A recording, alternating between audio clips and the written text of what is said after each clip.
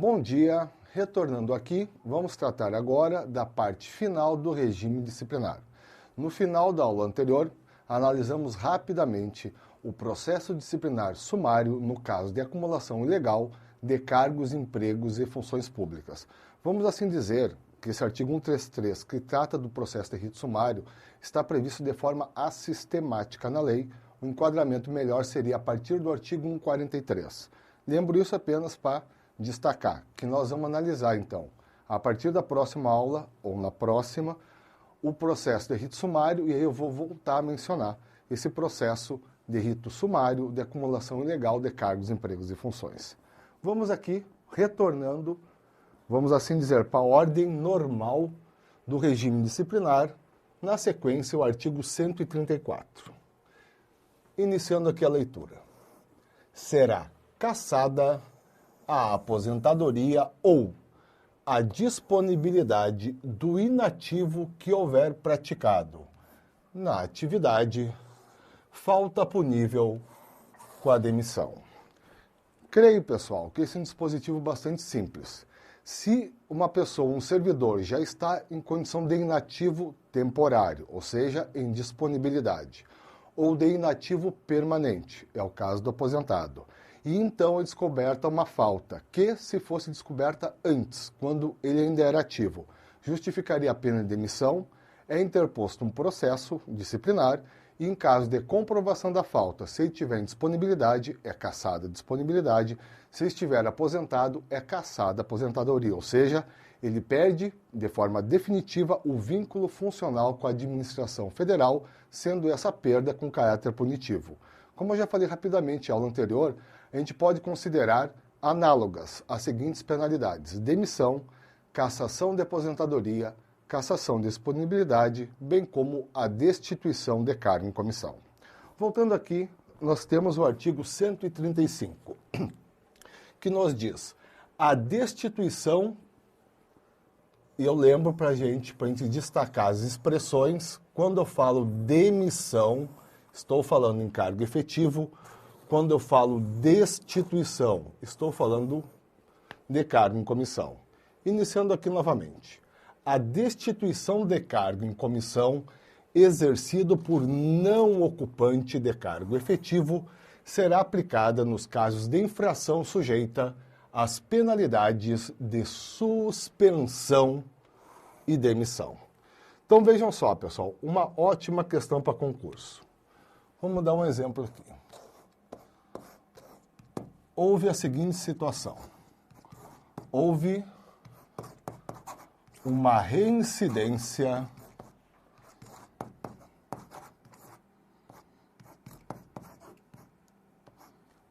em falta punível com advertência.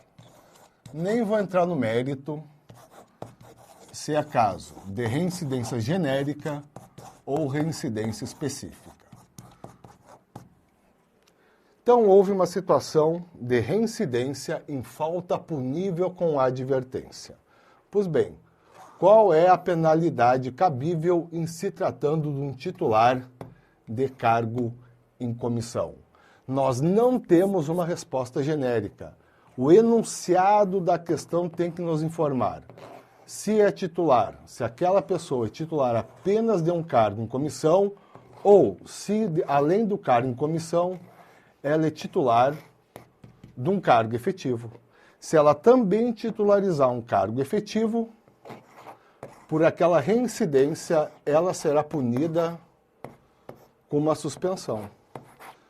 Se ela é titular tão só do cargo em comissão, por aquela reincidência, ela será punida com a destituição do cargo em comissão.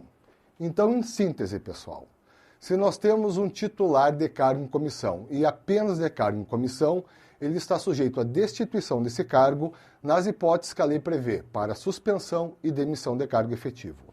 Se eu tenho um titular de cargo em comissão, que também é titular de um cargo efetivo, ele só está sujeito à destituição do cargo em comissão nas exatas hipóteses em que está sujeito à demissão do seu cargo efetivo. Vamos aqui, então, com isso, indo adiante aqui na lei, e agora nós temos 3 dispositivos, pessoal, que, infelizmente, são uma decoreba desgraçada para a prova. Olhem só, eles não têm tanta lógica, se a gente for analisar de forma mais crítica. Mas vamos aqui, então. O artigo 136, caput, artigo 137, caput, e depois o parágrafo único. Artigo 136. A demissão ou a destituição de cargo em comissão nos casos dos incisos 4, 8, 10 e 11 do artigo 132 implica a indisponibilidade dos bens e o ressarcimento erário, sem prejuízo da ação penal cabível. Então, vejam só, eu fiz aqui a remissão já direta na próxima página. Segundo o artigo 136, os seguintes ilícitos, artigo 132, 4, 8, 10 e 11, implicam o quê? A indisponibilidade dos bens, bem como o ressarcimento erário, sem prejuízo de eventual ação penal. Que ilícitos são esses? Inciso 4, improbidade administrativa. Inciso 8, aplicação irregular de dinheiros públicos. Inciso 10, lesão aos cofres públicos e dilapidação do patrimônio nacional. Inciso 11, corrupção. Eu digo para vocês, pessoal, que isso aqui é uma decoreba, por quê? Ora, existem uma série de outras condutas que também podem implicar na aplicação dessas 2 medidas, o ressarcimento ao erário e a indisponibilidade dos bens. Mas, para fim da questão da 812/90, é bem simples. A gente tem que memorizar essas 4 condutas descritas no artigo 132, 4, 8, 10 e 11 do Estatuto. Voltando aqui, vamos agora para o artigo 137. Opa! Aqui. Artigo 137, caput. A demissão ou a destituição de cargo em comissão por infringência do artigo 117, 9 e 11 incompatibiliza o ex-servidor para nova investidura em cargo público federal pelo prazo de 5 anos. Pois bem, aqui estão, artigo 137 caput, as 2 condutas do artigo 117 a que ele se refere. Quais sejam? Valer-se do cargo para lograr proveito pessoal ou de outrem em detrimento da dignidade da função pública. E olhem só, pessoal, inciso 11. Atuar como procurador ou intermediário junto a repartições públicas, salvo quando se tratar de benefícios previdenciários ou assistenciais de parentes até o 2º grau e de cônjuge ou companheiro. Pois bem, essas 2 condutas, então, incompatibilizam o ex-servidor para retornar ao Serviço Público Federal pelo prazo de 5 anos. E fechando aqui, ainda de forma mais rigorosa, veja o que nos diz o parágrafo único. Não poderá retornar ao Serviço Público Federal o servidor que for demitido ou destituído do cargo em comissão por infringência dos artigos do artigo 132, incisos 1, 4, 8, 10 e 11. Pessoal, para facilitar a memorização de vocês, vocês vejam que a lista do artigo 136 é incisos 4, 8, 10 e 11 do artigo 132. A lista do parágrafo único do artigo 137, a gente apenas acrescenta o inciso 1 do artigo 132, que o resto é repetido, 4, 8, 10 e 11. Pois bem, então quais são as condutas que impedem de forma permanente e definitiva o retorno ao Serviço Público Federal? Aqui estão elas. Artigo 132, 1. Crime contra a administração pública. É o que a gente acrescenta em relação ao 136. E o resto é o que a gente já leu. 4. Improbidade administrativa. 8. Aplicação irregular de dinheiros públicos. 10. lesão aos cofres públicos e dilapidação do patrimônio nacional. 11, corrupção. Pois bem, só queria lembrar vocês que o artigo 5º da Constituição Federal veda as penas de caráter perpétuo. Ora, pena de caráter perpétuo não se limita a uma penalidade de restrição ou privação da liberdade por toda a vida do condenado. Pena de caráter perpétuo, como o próprio nome já indica, é toda a penalidade que perdura por toda a vida do condenado. Desse modo, o artigo 137, no que toca ao parágrafo único, é inconstitucional. Ele viola o artigo 5º da Constituição Federal. Das bancas de concurso, tá, pessoal? Só vi o CESP até hoje colocar expressamente que essa prescrição do Estatuto Federal é ofensiva ao texto constitucional. Ele fez isso, que eu conheço, uma vez só. No mais, pessoal, nas demais questões das bancas em geral e nas outras questões do CESP, a questão se limita à própria literalidade do artigo 137, parágrafo único. Ou seja, regra generalíssima, basta a gente memorizar essas 5 condutas e sem fazer um raciocínio crítico, decorar, que elas impedem de forma definitiva o retorno do ex-servidor ao Serviço Público Federal. Vamos aqui, seguindo adiante, nós temos agora a definição legal de 2 condutas que acarretam a demissão. Quais sejam, aqui no artigo 138, o abandono de cargo e no artigo 139, a inassiduidade habitual. Iniciando aqui o artigo 138. Configura abandono de cargo a ausência intencional do servidor ao serviço por mais de 30 dias consecutivos. Então vamos aqui, pessoal, as bancas exploram muito essas 2 figuras, o abandono e a inassiduidade. Olhem só uma questão bem simples aqui de prova. Estou aqui no artigo 138, um exemplo bem simples. Certo servidor, de forma intencional, não compareceu ao serviço pelo período de 1º de abril de 2009 a 5 de maio de 2009.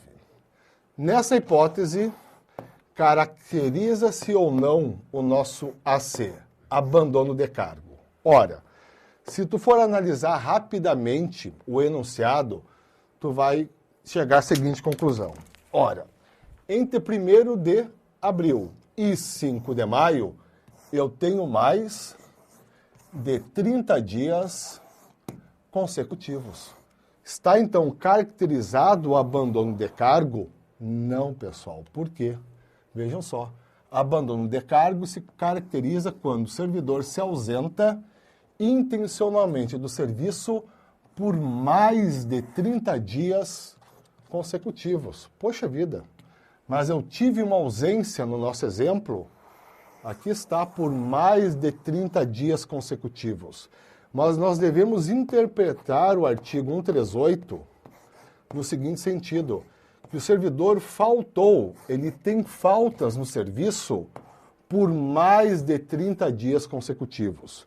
O que eu estou querendo dizer para vocês? Ora, em abril, a grosso modo, nós temos apenas 22 dias úteis. Em maio, já que eu estou aqui apenas no dia 5 de maio, eu tenho, considerando que o dia 1º é um feriado, se for uma segunda-feira, por exemplo, terça, quarta, quinta e sexta, eu tenho apenas 4 dias úteis. Então, o servidor, ele realmente não apareceu no serviço por mais de 30 dias consecutivos. Mas ele não tem mais de 30 faltas consecutivas. Ele se ausentou, vamos dizer, 22 dias em abril, 4 dias em maio, eu tenho apenas o quê? 26 dias de falta. Para se caracterizar o abandono de cargo, seguindo aqui o exemplo, então, eu tenho que ter o quê? Mais de 30 faltas consecutivas. O que significa que, a grosso modo, o servidor vai ter que deixar de comparecer intencionalmente à repartição, a grosso modo, tá, pessoal?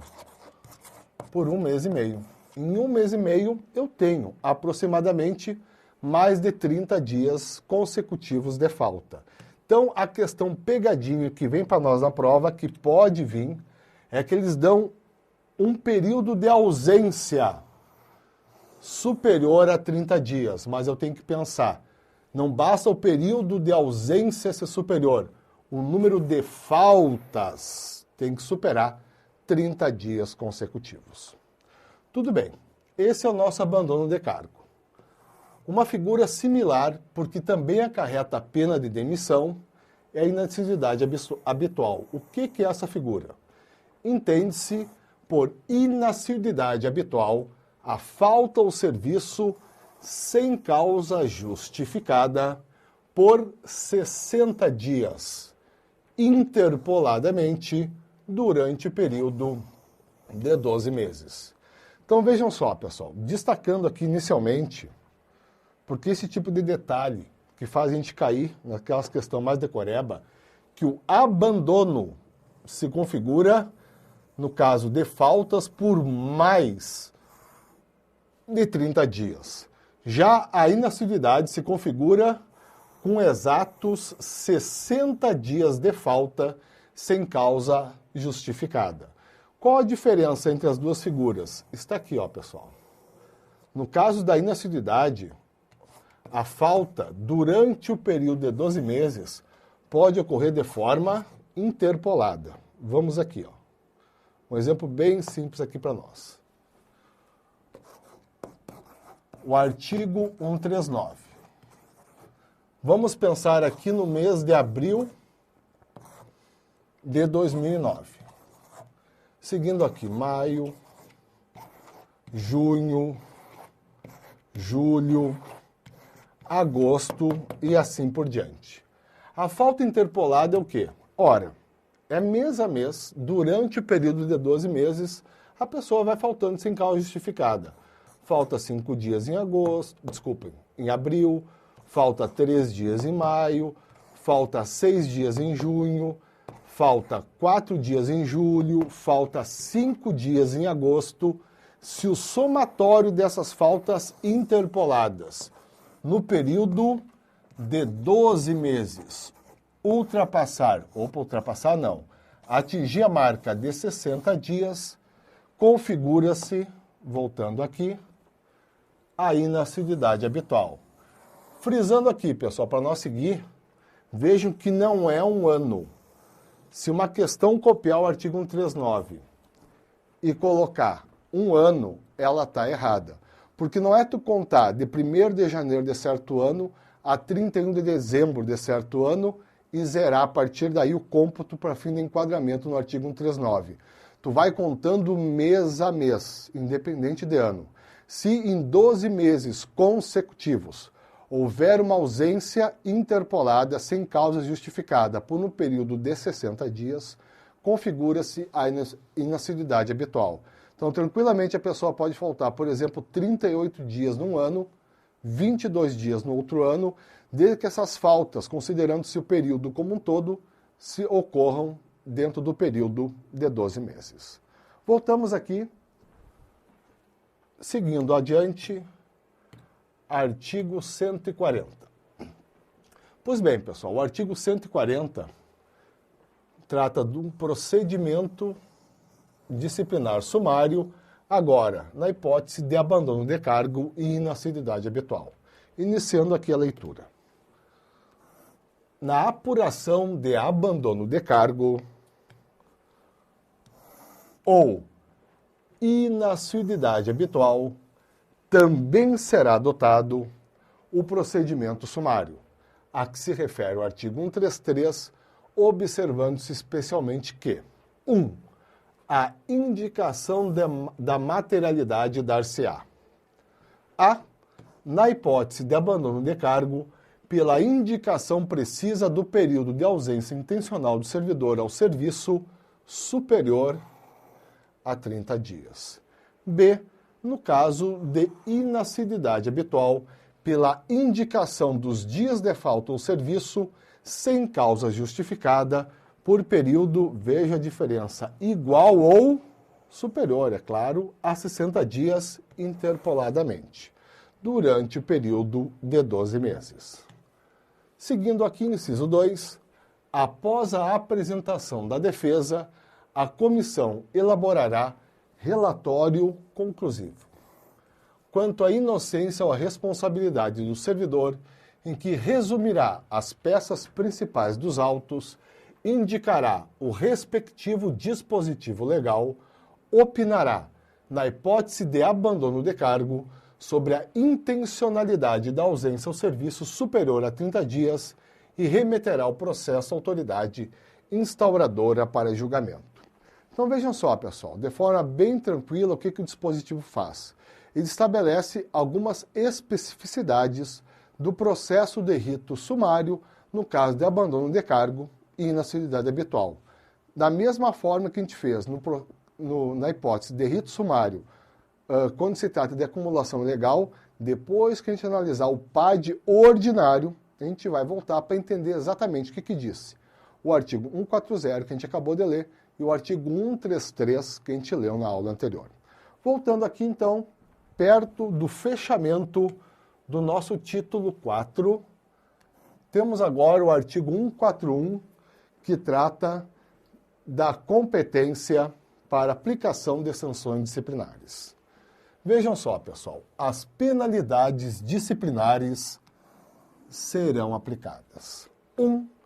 Pelo presidente da República, pelos presidentes das casas do Poder Legislativo e dos tribunais federais e pelo Procurador-Geral da República, quando se tratar de demissão e cassação de aposentadoria ou disponibilidade de servidor vinculado ao respectivo poder, órgão ou entidade. Vejam só, pessoal, infelizmente esse é um dispositivo que nós temos que ter muita atenção. Até vou parar aqui para destacar de forma bem singela. Estamos aqui no contexto do artigo 141. Além da memorização das competências em si mesmas, nós temos que enxergar, perceber que o dispositivo não trata de competências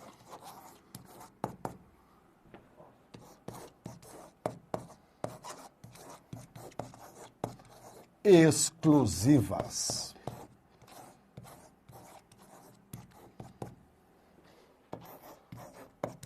O que significa isso, pessoal? Ora, que é possível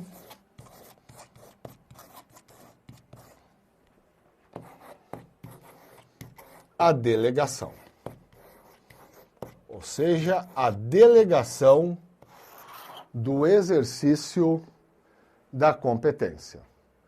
Vejam só, vou voltar aqui no inciso 1 que a gente acabou de ler. Se eu for analisar a literalidade do dispositivo, eu vou chegar à seguinte conclusão. Um servidor da Receita Federal, porque um servidor integrante do Poder Executivo só pode ser demitido ou só pode ter cassado a sua aposentadoria ou disponibilidade por decisão do Presidente da República.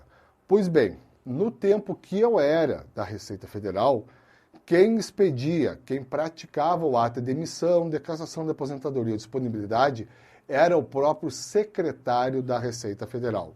Como isso é possível? Pelo que a gente acabou de perceber aqui. Competência privativa ou exclusiva, pessoal, não se presume. O dispositivo legal que prevê a competência tem que dizer taxativamente. Compete exclusivamente. Compete privativamente. Como o artigo 141, vou voltar aqui para a lousa, ele não traz uma expressão como essa, exclusiva ou privativa, eu posso concluir com tranquilidade, pessoal, que eu estou perante competências suscetíveis de delegação. Pois bem, isso observado e que eu acho mais importante aqui, nós temos que ter atenção nos casos específicos de competência. Então, vejam bem, na literalidade, aqui não tem nada de difícil. Dentro do Poder Executivo Federal, a competência para demissão e para cassação é do Presidente da República. Isso vale tanto para direta como para indireta. No que toca ao Poder Legislativo, os respectivos presidentes das casas, e isso se aplica também ao pessoal do Tribunal de Contas da União. No que toca ao Judiciário Federal, cada presidente de Tribunal Federal tem competência para praticar o ato de demissão ou de cassação de aposentadoria e disponibilidade. E no que toca ao Ministério Público da União, o Procurador-Geral da República tem competência para aplicação dessas penalidades. Pois bem, essa é a primeira e, vamos assim dizer, a principal competência prevista aqui no artigo 141, que são as penalidades mais gravosas. Mas vamos seguir aqui no inciso 2.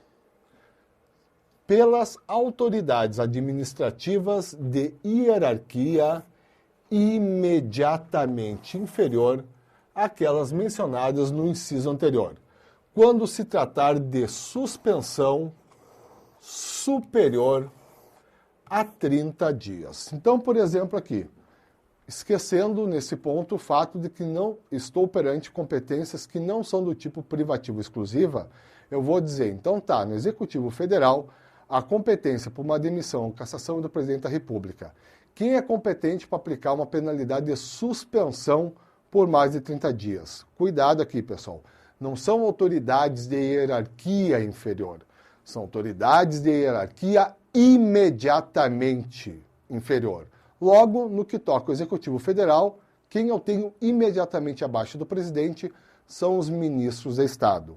Volto aqui para o texto legal, frisando, tá, pessoal? Aquelas questões decoreba que podem nos complicar a vida. Essa é a sistemática do dispositivo. Autoridades de hierarquia imediatamente inferior às arroladas no inciso 1 do artigo 141.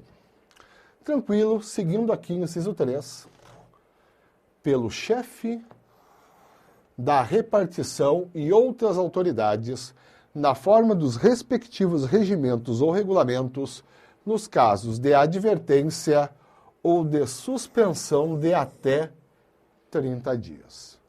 E fechando aqui, pessoal, inciso 4. Pela autoridade que houver feito a nomeação, quando se tratar de destituição de cargo em comissão.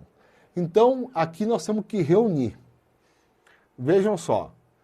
Quem é competente para aplicar as penalidades que acarretam perda do vínculo funcional com caráter punitivo? São as autoridades arroladas no inciso 1 e no inciso 4. Em se tratando de destituição de cargo em comissão, é a própria autoridade responsável pela nomeação. Pois bem, vejam só, pessoal. Então aí eu defini as competências para demissão, para cassação de aposentadoria e disponibilidade, para destituição de cargo em comissão, para advertência e para suspensão. Qual é a única penalidade das previstas no artigo 127 que não tem a competência definida aqui? A penalidade de destituição de função de confiança. Pois bem, eu nunca vi as bancas explorarem essa matéria, mas duas coisas nós temos que notar. Primeiro, que não é previsto expressamente no artigo 141 a competência para aplicar a pena de destituição de função de confiança. Primeira coisa. A segunda, que o entendimento preponderante é que é competente para aplicar essa penalidade as mesmas autoridades que são competentes para o quê? Para aplicar a pena de demissão de cargo efetivo. Lembrando que, por força da Constituição Federal, apenas titulares de cargos efetivos podem exercer função de confiança. Tranquilo. Nós paramos aqui nesse ponto. Na próxima aula nós temos apenas um artigo, o artigo 142, que trata da prescrição, e fechamos o nosso regime disciplinar, o título 4 da lei. Obrigado a todos e até lá.